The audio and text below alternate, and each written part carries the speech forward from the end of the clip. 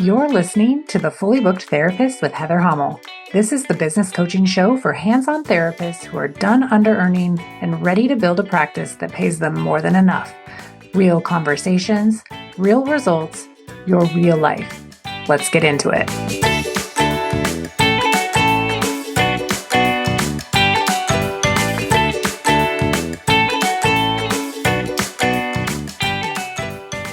Welcome back to the Fully Booked Therapist podcast. I'm your host, Heather Hommel. Today we are on episode 6 of a 12-part standard series, and today we're talking about standard number 5, fully booked therapists self-coach and they evaluate on purpose.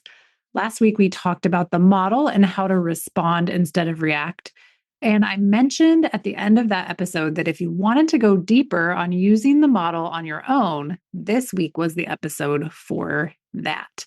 Because self-coaching and evaluating are exactly how you use that tool between coaching calls in your daily life, after every client interaction, every sales interaction, every rebook conversation that went well or did not go well. Here's the thing about problems. You can only fix what you can see or what you're aware of. And most of us are not very good at seeing our own problems clearly.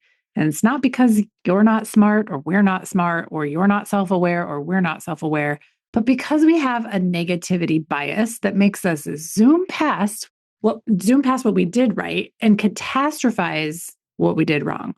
Or we flip it and protect ourselves by blaming the other person so we never have to look at our own part or have responsibility.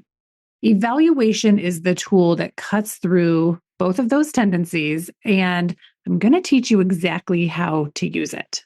So first of all, though, let's talk about why evaluation even matters to begin with. When you know what problems you have, you can fix them. That sounds super obvious, right? But most therapists are not doing this in any sort of structured way. They finish a session, move on to the next one, and only really think about what happened when something goes wrong or goes wrong enough to feel bad about it. Raise your hand if that's you. And that reactive approach means that you're only paying attention to big failures. The client who did not rebook, the sales call that went sideways in an obvious way, but you're missing all of the small data points that could be making you incrementally better every single week, every single day, through every single interaction that you're having. So what if you learned how to evaluate every single interaction, every session, every rebook conversation, every time a client said yes, and especially every time they said no, not just as a way to judge yourself, but as a way to learn, as a way to get better, as a way to build the exact recipe for the result that you want. And we all know we want to be fully booked, right? That's what self-coaching through evaluation looks like. And it's one of the most practical, most immediately useful things that you can do for your practice right now. I am continually and constantly and consistently encouraging my clients to evaluate everything. I sound literally like a broken record. Do you have an evaluation for that? Can you show me what your evaluation says? What would your evaluation reveal? I say this to every interaction, every rebook, every time they didn't get the rebook, because the data is in all of it. It is in those micro moments, those micro decisions, those micro things you did or didn't do, those hesitations that you took that you didn't really pick up on at first, but you caught it in the eval. So here's the 3 questions that really create this evaluation framework. It's built around 3 simple questions. You can use them after any interaction. Like I said before, a session, a sales call, a sales interaction, a rebook conversation. You can use it to evaluate yourself on how you got coached, a coaching call, any moment where you're trying to produce a result and you want to get better at producing that result. So here they are. Question 1, what went well? This question is always first, always. And I want to tell you why, because it might not seem like it matters, but it does. And like you heard me say earlier in this episode, we all have a negativity bias. It is hardwired into us. Our brains are just desired to notice what is wrong or what we are perceiving as a threat. What did not go the way that we wanted? It's a survival mechanism, and it's completely unhelpful when you're trying to evaluate a client interaction. So, what it means practically is that if you don't start with what went well, you're going to fully skip right past it. You'll go straight to what didn't work, what you should have said, what the client did that frustrated you, and you'll spend all of your energy there, and you will miss all of the things that you did right that you absolutely should be repeating. And I also want to say, when you start with what went well and you actually write it down, you don't just keep it in your head, but you put it on paper and you document it, it's going to help you account and actually name the things that are going well instead of just fully glossing over it. The other thing is that it's hard work. And so your brain is going to want to skip over it. And due to that, like natural wiring to the negativity bias, it's going to feel like work to find out what went well. And for the first couple of times you do this, you might just find yourself writing down nothing went well. And I'm going to encourage you to go deeper and go beyond that and really force yourself to figure out what went well. And it can be as benign or as like boring as I showed up on time, my sheets were clean, I started the session on time, I ended on time. Like whatever it is, you've got to find the things that went right, that went well. Maybe what went well is that you listened really carefully and you understood the client's problem before you offered a solution. Maybe what went well is that you asked for the rebook and you did not chicken out of doing that, whereas previously you did. Maybe what went well is that you stayed calm when the client pushed back on something. Whatever it is, you name it, you look for it, you go on a research mission to find it because you need to know what to keep doing. Okay, so question 2 in this framework is what did not go well? What didn't go well? Here's where it gets interesting. I have a very specific rule for this question that makes all of the difference. You only evaluate yourself. You're not evaluating the client. You're not evaluating the circumstance, not the fact that they seem distracted or rushed or like they'd already made up their mind. Only you, only your actions, only what you did or did not do. This is all about you, baby. Because here's the truth. If you did not get the result you wanted, something in your approach contributed to that. Maybe you did not clearly address an objection or an obstacle that the client had. Maybe you did not fully solve or even touch on their stated problem before you made the offer. Like maybe you completely forgot while they were there because you left your body or whatever, because we're all human. Maybe you were unclear about what the next step looked like. Maybe you rushed past something important because you got nervous. Whatever it was, it's yours to look at, and it's totally safe for you to look at these things. This is not about blaming or shaming or being hard on yourself. It's about taking ownership, radical responsibility of your part, because your part is the only part that you can actually change. And that's why it matters so much. So you're going to ask, what did I do or not do that contributed to not getting the result that I wanted? Did I cover all the obstacles? Did I address what the client was worried about? Did I make a clear offer or did I leave it vague and hope that they would figure it out? Did I actually understand what they wanted or did I assume? That's a spot where people get into a lot of trouble, is the assumptions, the assuming. This is where the real learning lives, and it really requires not only honesty, which is why standard 1 is standard 1, right?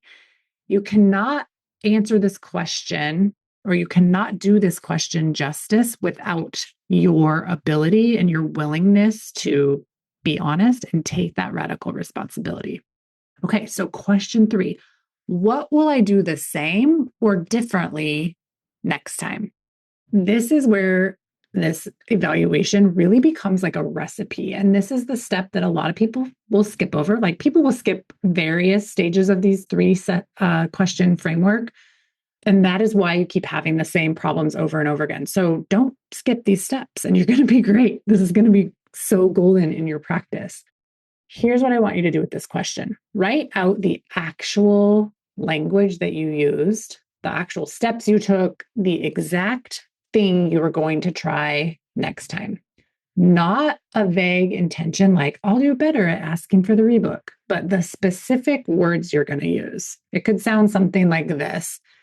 After I've addressed the client's main concern, I'm going to say, I would love to continue working with you on this. I have availability on Thursday at 2 or Friday at 10. Which works better for you? That specificity is what makes this question super useful for you and your business. Because when you're in the room with the client next time, any client, doesn't have to be the same client, and you get to that moment, you don't have to figure it out on the spot, right? You've already wrote the recipe. Now you're just following it. Now you are just taking action on the recipe. You are making the cookies. And then you evaluate that too. Like, did it work? What went well? What did not go well? And what are you going to do differently next time? And it keeps improving the recipe. You keep refining until the recipe is producing the result consistently. And if you think about it in an easy breezy way, like making cookies, you're not going to berate yourself, I would hope, if you used baking soda instead of baking powder in a recipe and your cookies turned out flat. Or if you used too much white sugar and not enough brown sugar in your recipe and your cookies turned out like too sticky, right?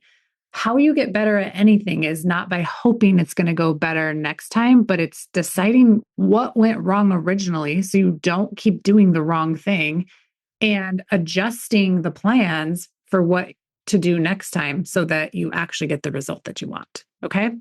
Far too often we take these things way too serious. We make everything so dramatic and so painful for ourselves that we're not even really willing to look ourselves in the face in the mirror and say, like, what did I do that could go better? What am I doing that's causing this to turn out so terrible, right? If every time you have a sales conversation and you are cringing when you leave that sales conversation, if every time you have a patient interaction, you are not getting the rebook, that is something that you can change really quickly just by doing a self-evaluation. So I want to take a minute on the self-coaching piece because also this is an area that can be misunderstood. So self-coaching is not the same as positive thinking. It's not about telling yourself everything is great when it's not. It's not about pumping yourself up before you go into a sales interaction or repeating affirmations in the mirror. Self-coaching is the skill of being your own first investigator. It's the ability to look at a situation, look at your thoughts about the situation, feel and name the feelings that are coming up for you related to the situation, check the actions that you're taking or not taking, and the result that that is creating so that you can make a deliberate decision about what to keep and what to change. It's really the model in practice. And evaluation is how you apply it to the real moments in your business. So you could make a model using the CTFAR model, right? Where circumstances are neutral until you have a thought about it. The thought creates a feeling in your body. That feeling is going to drive actions that you either do or don't do, which ultimately is going to lead to your result. You get to use that coaching model, but then you also have this other layer of being able to evaluate because the fully booked therapist is not only using the model, but they're self-coaching and they're evaluating. They are taking radical responsibility about every result they have in their life and their business, and they are looking at how to improve it. They are not sitting around upset about something that happened a year ago and like perseverating around it. They have moved past it. They are working through it. They've evaluated and they already have a plan for how they're going to do it differently. That puts you in such a good position when you're your own first investigator and you have that ability to look at a situation, your thoughts and your feelings about it, and decide the deliberate decision you're going to make. It's so freeing. So between coaching calls, between sessions, in the daily operation of your practice, self-coaching is what keeps you moving forward without needing someone else to tell you what to do. It is the skill that makes the other standards sustainable because you're not dependent on external input to know when something is working and when it is not.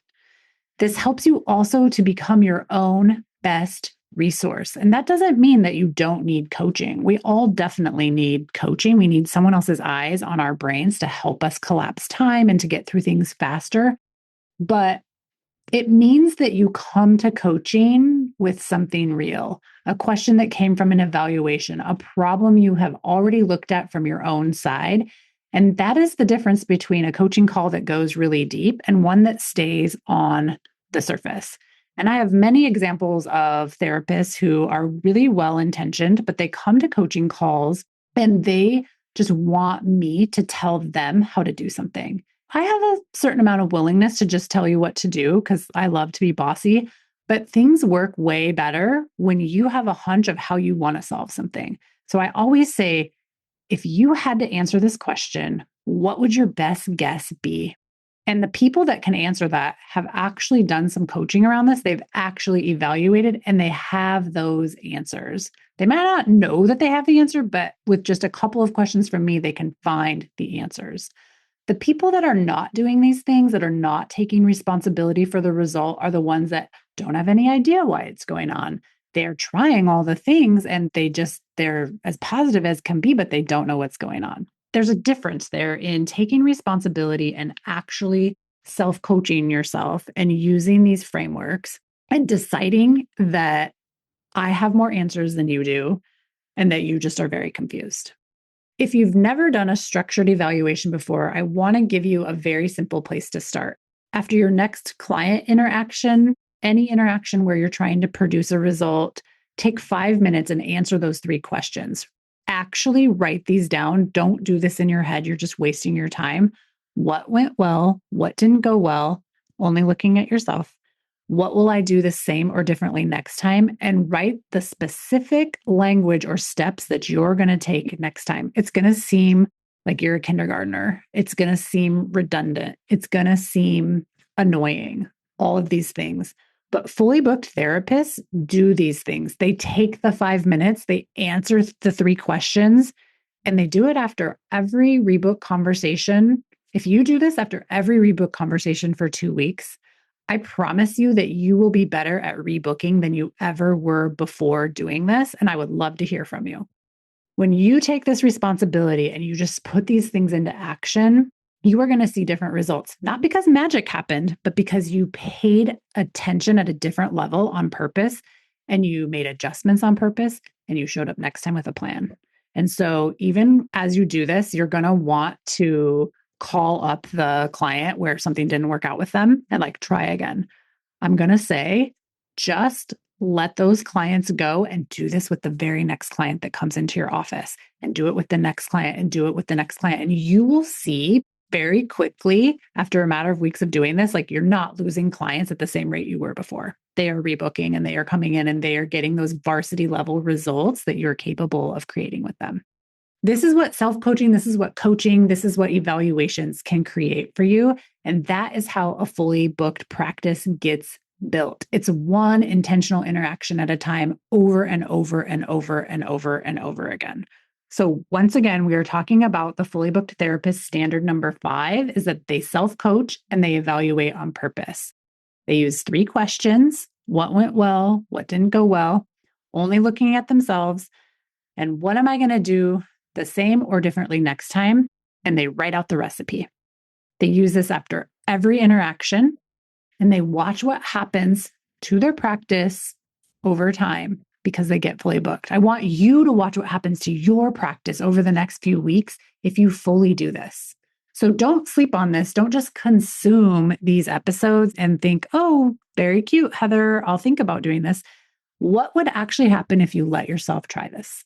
What would actually happen? What's available for you 2 weeks from now? Just trying this. Use these after every interaction that matters and watch what happens to your practice over the next few weeks. Next week, we're going to be talking about standard number 6. Fully booked therapists show up to get coached. And after everything we've talked about in these last 2 episodes, you're going to see exactly how self-coaching and getting coached work together. They're not the same thing, but they are partners.